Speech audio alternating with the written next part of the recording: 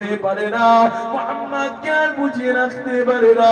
আমার নবী পাককে জানাতে লাগলেন, এ বাচ্চা মুহাম্মদ, চলো বাচ্চা চলো, আজ তোমার পিতাকে তুমি দেখে নেবে।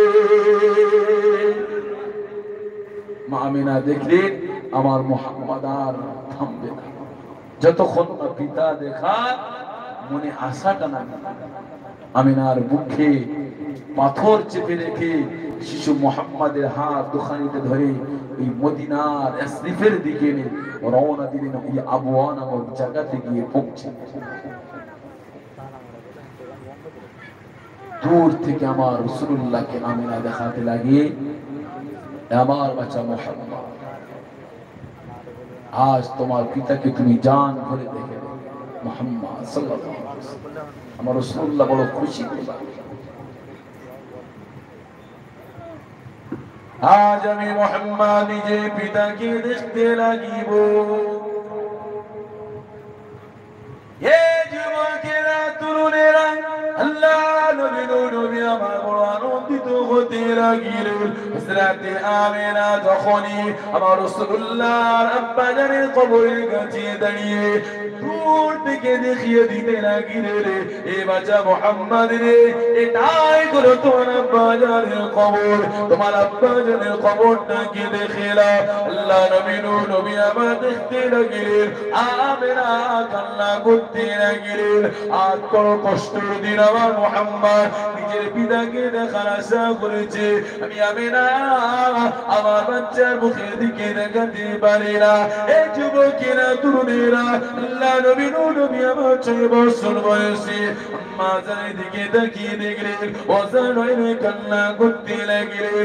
আমার নবী পাক মা আমিনার হাত দুখানাটা ধরে বলতে লাগলেন, ও আমার মা জননী, আমি মুহাম্মদ আর কোনদিন আপনাকে দেখা বাইনা করবো না, আমি মুহাম্মদ আর কোনদিনের জন্য বলবো না।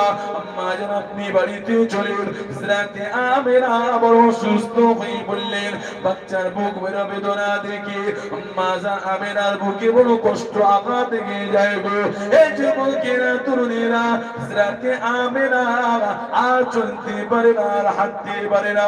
আমার রাসূলুল্লাহ আম্মা জানকে নিয়ে গুটি গুটি পায়ে পাবনা কাছে চাওয়াতে নিয়ে বিশ্রাম দিতে লাগলেন। আল্লাহ নবী আমার যখন যাওয়ার পরে নবী আমার দেখতে লাগলেন না, সন্ধ্যা ঘুমিয়ে আসতে লাগে। আম্মা জান আমিনাকে ডাকতে লাগলেন, ও আমার মা আমিনা, আম্মা জান আপনি চলেন, সন্ধ্যা ঘনিয়ে আসতে লেগেছে।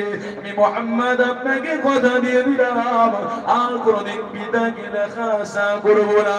আল্লাহ নবী একবার না, দুবার নয়, বারবার মা বলে ডাকতে লাগলেন। কিন্তু আমার নবী পাক মা ডাকা সাড়া আর কানেতে আসতে লাগিলা।